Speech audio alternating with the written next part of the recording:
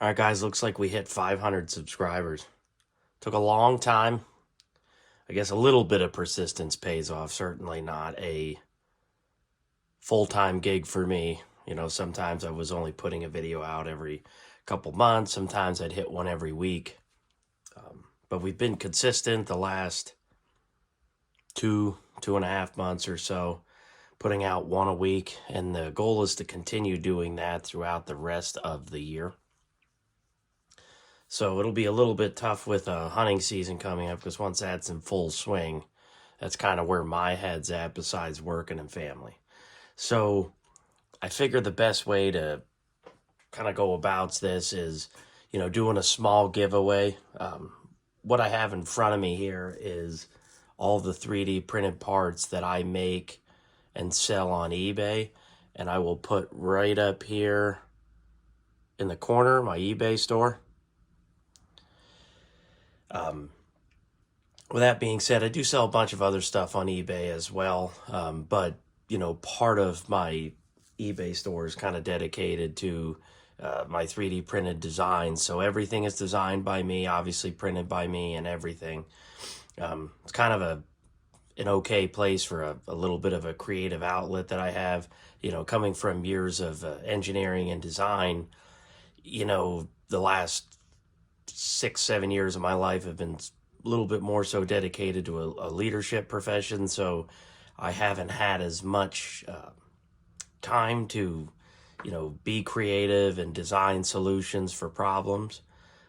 More so now I kind of lead that, so it's a little bit different. So this allows me to have a little bit of a creative outlet and come up with solutions that other people see that they needed. And a lot of this stuff I've sold borderline 100 of these things already. That's for Elite Load All. So I'll just quick go over the rules real quick. It's pretty simple. I'm gonna do 3 people all at random. Should be really easy. I only have a couple regular viewers, so it should be pretty easy to win. I can't imagine I'm gonna have too many people enter. But the 3 rules are really simple. You need to be subscribed, you need to like, and you need to comment down below 2 things. 1, what item do you want, right? 2, in that same comment, you need to put a video idea that you have. So I have probably 13 or 14 ideas going forward, but I know that in the comments, it's pretty common that people ask me 4 things. So that's where some of my ideas come from. Long story short, that's all you have to do. You need to subscribe, you need to like the video, and then, comment down below what you want and a future video idea. So I'll go over what I have here real quick. So the first things first, I got these in a reloading deal, and I'm never going to use them. These are original Lee hand load. That's a Star Crimp 8-point. That's brand new. It was never used. That came in a reloading deal. I don't do 16 gauge, guys. And then this will also come with that. And this is a wad starter. I could probably use that in some other gauges, but you know what? I'd rather somebody who's looking for this get to use it. And you don't see these around anymore. So both of those is one option. The next one is an extended capacity Ponsness Warren 375 primer tray. So I do need to do a little bit of tweaking to this one yet, but it's 99% there, and I'll have that edit done, and this will be programmed and ready to sell on my store as well as give away if somebody wants it. The other thing is, for you archery guys, this is a pocket quiver, okay? So you just put this in your back pocket. See, there's a little bit of an arc. You put that in your back pocket and you have 6 arrows close and tight to your back. Actually works really nice. These seem to be the most popular when I do this, but this is a loading block for basically 16 gauge and less, but really it's 20 gauge and less would be best. That is a solid 3D. That's a chunk of plastic right there. Takes about 16, 18 hours to print. This one takes about a day to print. And that is a pretty stout piece of plastic too. It's about half a pound of plastic to print this. I sell quite a bit of these. It's an anti-tip design, so you don't have to worry about tipping over in a lot of the other shallow trays. And that'll be 10 gauge, 12 gauge to 16 gauge. Getting any smaller than 16 gauge, it's kind of a big hole. So that's really, you know, I kind of made that for myself. This is new here, but this is a Mech 9000 tray. And I still need to put the magnets in here, but I just made this design. I've sold a couple so far. This one has the magnets in it.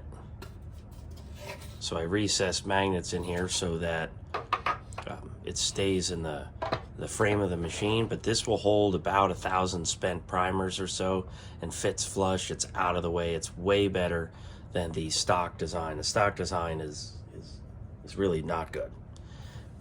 The next one is a black or blue. This is for a Dillon powder measure. So any of you Dillon guys, you know, 450, 550, 650, 750, whatever. This is a funnel / strainer. So if you're emptying components, it'll catch all the components for you. The next one is an RCBS Uniflow. And it's the same thing. It's a funnel. So sell a bunch of these too. Any of you guys separating components? I've actually used these a couple times when I've screwed up reloading shot shells. I dump the shot, it'll catch the bigger shot. So, and then I can sift out the buffer. I've actually done that a bunch of times. Not necessarily proud of it, but it's happened. I sell the crap out of these. It's a lot. This is a Lee Load All 2, whatever. This is a primer tray, so if you have the front chute, you're good with these. That's an option for you Mech 600 Junior guys. So this is not the flat base machine, the embossed base machine, okay? So a 600 Junior Mark IV, something like that. If you have a flat base, I'll go over that next, but this is a primer tray, so hold about 400 primers. Interfaces in that little tab, it'll index right in there, and then 2 magnets to hold it still. Now, for you flat base machine guys, here's your option. This will go right in that groove. Some have a screw, some have a little sheet metal tab, and then 2 magnets will hold it in place, and this will hold somewhere in that ballpark of 400 or 500 spent primers. And then here's my last one. This is a Mech. This is a Size Master. This will fit the SM82s. So I got a red one and a black one. I have sold, oh God, I don't know, probably, I have 2 different versions. I've probably sold 200 of these combined. At least 200, maybe more than that. I had one that doesn't have that fits the opening. This actually closes the opening up. It looks really good. I do sell one that doesn't have that, and it has a little bit of a gap in the top. But a lot of times I just end up sending these because I have so many of these already printed. I always keep an inventory. So that's an SM82. Now that will fit the SM, I think it's a 70. I don't remember which one it is. It's the older one. I think it's a 76 maybe, or 72. I don't remember. It might be a 76. It will fit the original Size Master as well, but it'll stick out a bit. And that's up to you guys what you want to do. I've had several people buy them. I just never got around to designing one to fit the 77 because, well, there's just not that many people buying them. I don't sell many of these. I've maybe sold in my 20 for these older machines. Even though I know there's a bunch out there, I just think the guys using these machines yet probably aren't familiar with 3D printed solutions. So that's it, guys. Simple rules. 3 people I'm gonna pick. I'll go over it next Sunday's video as well. You just need to subscribe to the channel, you need to like the video, and you have to comment down below 2 things. 1, what do you want? 2, future video idea. That's pretty much it. Pretty easy, pretty simple. Appreciate watching, liking, commenting, all that stuff. I've learned a bunch from talking to other folks, and at the same time, the whole goal of the channel was to help other people out. And I've gotten emails, a lot of private messages, which is strange. I wasn't expecting that as much, but I get a lot of private messages. I've had a bunch of people reach out to me. I've helped even troubleshoot issues with crimping and things like that on mech presses. And that's kind of the whole goal of this, because I really didn't have somebody to help me when I got into shot shell loading. The individual that sort of helped get me into it just didn't tinker the way that,